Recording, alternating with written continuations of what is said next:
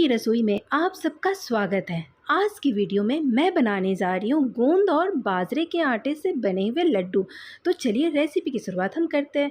सबसे पहले गैस पर हमने कढ़ाई चढ़ाया है और हमने यहाँ पर 1 कप घी लिया है, लेकिन कढ़ाई में हम पहले 1 टेबल स्पून घी डालेंगे और घी को गर्म होने देंगे। यहाँ पर हमने कुछ ड्राई फ्रूट्स लिए हैं। ड्राई फ्रूट्स आप अपनी पसंद के ले सकते हो। मैंने काजू, बादाम और पम्पकिन सीड्स लिए हैं और थोड़ा सा सूखा नारियल लिया है। इन सारी चीज़ों को हम 1 मिनट के लिए सौटे करेंगे। हमें बहुत ज़्यादा ड्राई फ्रूट्स का कलर डार्क ब्राउन नहीं करना है, बस हल्का सा क्रंचीनेस लाना है। बस ये हल्का सा ड्राई फ्रूट्स में लाइट ब्राउन कलर आ गया है, बस इतना तक ही हमें ड्राई फ्रूट्स को सौटे करना है। और इन ड्राई फ्रूट्स को हम एक प्लेट में निकाल लेंगे और गैस को अभी हम ऑफ़ कर देंगे। तो सारे ड्राई फ्रूट्स को हमने प्लेट में निकाल लिया है। अभी इस ड्राई फ्रूट्स को हम साइड में रखते हैं और फिर से हम सेम कढ़ाई को गैस पे चढ़ाते हैं। गैस को ऑन कर लेंगे और फिर से कढ़ाई में हम 2 से 3 टेबल स्पून घी डाल देंगे और घी को हम गर्म होने देंगे। घी अच्छा गर्म हो चुका है और यहाँ पर हम लेंगे 1 छोटी कटोरी गोंद हमने लिया है। तो 1 छोटी कटोरी गोंद को हम घी में डाल देंगे और गैस का फ्लेम मीडियम टू लो पे रखते हुए हम गोंद को अच्छी तरीके से फ्राई कर लेंगे। गोंद जैसे जैसे फ्राई होता है इस तरीके से गोंद फूलता चला जाता है। हम कंटिन्यू चलाते रहेंगे। हमें ध्यान रखना है कि गोंद जले नहीं। बस इस तरीके से हमें गोंद को फ्राई कर लेना है। गोंद अगर अच्छी क्वालिटी के होते हैं तो फ्राई करते समय सारे गोंद बहुत ही अच्छी तरीके से फूल जाते हैं। तो इस तरीके से सारे गोंद बहुत ही अच्छे से फूल गए हैं। बहुत अच्छा कलर आ गया है गोंद में। अब इन गोंद को हम एक प्लेट में निकाल लेंगे। छनौटे को हल्का सा तिरछा करके जो भी एक्स्ट्रा घी है उसे हम निकाल लेंगे और गोंद को हम एक प्लेट में निकाल लेंगे। हमने गोंद को ड्राई फ्रूट्स वाले प्लेट में ही हम निकाल रहे हैं।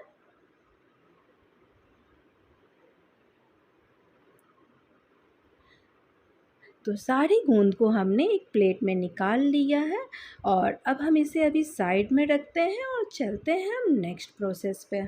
और फिर से हम सेम कढ़ाई का ही यूज़ करेंगे और गैस का फ्लेम ऑन करके हम कढ़ाई में 2 टेबल स्पून घी डाल देंगे और घी को गर्म होने देंगे। घी अच्छा गर्म हो चुका है। इसमें हम डाल देंगे 2 कप बाजरे का आटा। तो पहले हमने 1 कप बाजरे का आटा डाला, फिर दूसरा कप भी हमने डाल दिया बाजरे के आटे को और गैस का फ्लेम हम लो पे रखेंगे और इसे अच्छी तरीके से हम घी के साथ मिक्स करेंगे। तो हमने बाजरे के आटे को घी में अच्छी तरीके से मिक्स कर लिया है। तो यह अभी हमारे जो आटे का टेक्सचर है ये बहुत ज़्यादा ड्राई है, मतलब सूखा सूखा लग रहा है। तो अभी हम 2 टेबल स्पून घी और डालेंगे, फिर से डालेंगे और फिर से हम बाजरे के आटे को घी में मिक्स करेंगे। एक्चुअली हमें जो बाजरे का आटा है उसका टेक्सचर हमें मॉइस्चर वाला चाहिए, तो वो मॉइस्चर हमें घी से लाना है। तो हम थोड़ा थोड़ा करते हुए घी डालेंगे। तो जिससे क्या होगा, हम अगर पहले ही एक साथ घी डाल देंगे तो कभी क्या होता है घी ज़्यादा हो जाता है तो हमें आटा फिर से ज़्यादा डालना पड़ता है उसे बैलेंस करने के लिए। अगर आप इस तरीके से थोड़ा थोड़ा अगर घी डालते हुए आटे को मिक्स करोगे तो हमारे आटे में घी की जो मात्रा होती है वो एकदम परफेक्ट होती है। तो ये देखो, ये आटे में हल्का सा मॉइस्चर आ गया है, मतलब कहीं कहीं आटे लग रहे हैं जैसे बंधे हुए हैं। तो बस इसी तरीके का हमें आटे का टेक्सचर चाहिए। अब हम गैस का फ्लेम लो पे ही रखते हुए इन आटों को अच्छी तरीके से भून लेंगे। हम जब गेहूं का आटा भूनते हैं तो गेहूं का आटा भूनने के बाद उसमें अच्छा गोल्डन कलर आ जाता है, लेकिन जब हम बाजरे के आटे को भूनेंगे तो इसमें गोल्डन कलर नहीं आता है। ये भूनने के बाद बाजरे का आटा डार्क कलर का हो जाता है। तो यही पहचान है बाजरे के आटे को भूनने की और बहुत ही अच्छी खुशबू आने लगती है बाजरे के आटों से। तो ये बाजरे के आटा डार्क कलर का हो गया है। 2 कप बाजरे के आटे को भूनने में मुझे 7 से 8 मिनट लगे हैं। मैंने लो फ्लेम पर बहुत ही पेशेंस के साथ बाजरे के आटे को भूना है और बहुत ही अच्छी खुशबू आ रही है। तो अब इन सारे आटे को हम फटाफट एक प्लेट में डाल देंगे। इसे कढ़ाई में हम नहीं छोड़ेंगे, नहीं तो और भी ज़्यादा बाजरे का आटा डार्क हो जाएगा, क्योंकि कढ़ाई हमारी गर्म होती है तो वो कुकिंग प्रोसेस चलती रहती है। तो सारे बाजरे के आटे को हमने प्लेट में निकाल दिया है। तो अभी हम इसे साइड में रखते हैं और चलते हैं नेक्स्ट प्रोसेस पे। तो ये हमारा गोंद और ड्राई फ्रूट्स है जिसे हमने फ्राई करके रखा था। एक मिक्सी के जार में सारे गोंद और ड्राई फ्रूट्स को हम डाल लेंगे। सारे ड्राई फ्रूट्स और गोंद को हमने मिक्सी के जार में डाल दिया है और मिक्सी के जार का हम कवर लगाकर हम 1 से 2 बार ही मिक्सी को चलाएंगे। ज़्यादा हम इसे चला के इसे पाउडर नहीं बनाना है, बस हमें इसे दरदरा पीसना है।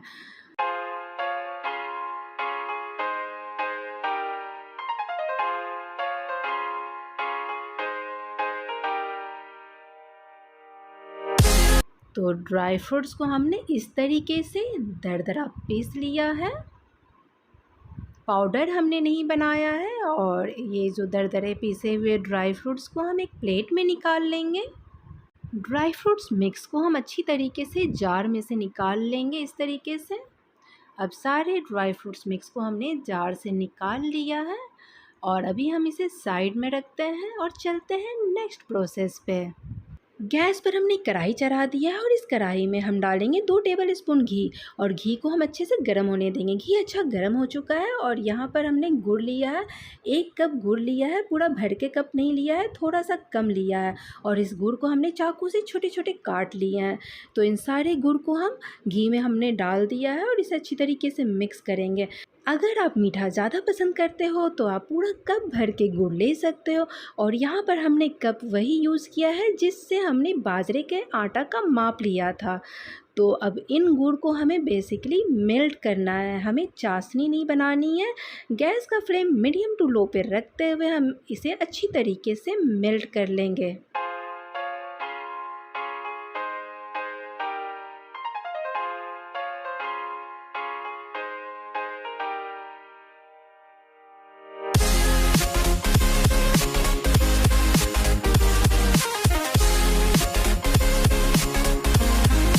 अब सारे गुड़ अच्छी तरीके से मेल्ट हो चुके हैं। हम गैस को ऑफ़ कर देते हैं और इसके बाद का प्रोसेस हम फटाफट करेंगे। यहाँ पर हमने एक परात लिया है और इस परात में हम डालेंगे हमारा जो भुना हुआ बाजरे का आटा है वो हम डाल देंगे और ये जो हमने ड्राई फ्रूट्स मिक्स रेडी किया था वो हम डाल देंगे। 6 से 7 हरी इलायची है जिसे हमने क्रश्ड कर दिया है, ये हमने डाल दिया और यहाँ पर हमने मेल्ट किए हुए गुड़ को जो अभी गर्म ही है फटाफट हम इस मिक्स में डाल देंगे। हमें ध्यान रखना है कि हमारा मेल्ट किया हुआ जो गुड़ है वो बिल्कुल भी ठंडा नहीं होना चाहिए। तो इसे गरम गरम ही इसका प्रोसेस करना है और इसे स्पैचुला से हम अच्छी तरीके से मिक्स कर देंगे। हमारा जो लड्डू मिक्स है सब में गुड़ अच्छी तरीके से मिक्स हो जाना चाहिए। तो हम बहुत ही अच्छी तरीके से और फटाफट हम स्पैचुला से इन सारे लड्डू मिक्स में हम गुड़ को मिक्स कर लेंगे।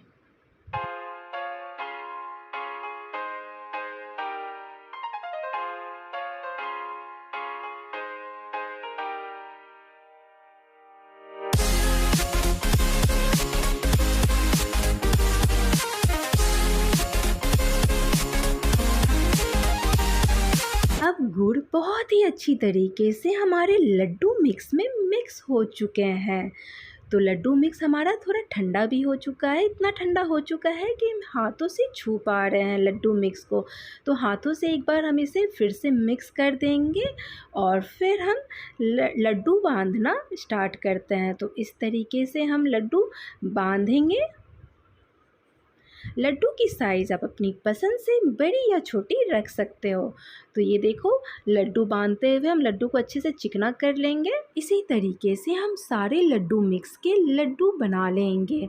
बाजरे और गोंद की लड्डू की सेल्फ लाइफ बहुत ही अच्छी होती है, 20 से 25 दिनों तक ये लड्डू ख़राब नहीं होती है और ये लड्डू इम्यूनिटी बूस्टर का भी काम करती है। अगर आपको मेरी रेसिपी अच्छी लगी तो मेरी वीडियो को लाइक और शेयर कर दें और मेरे चैनल को सब्सक्राइब करके बेल नोटिफिकेशन ऑन कर दें। फिर मिलते हैं नेक्स्ट रेसिपी में, तब तक के लिए टाटा बाय बाय।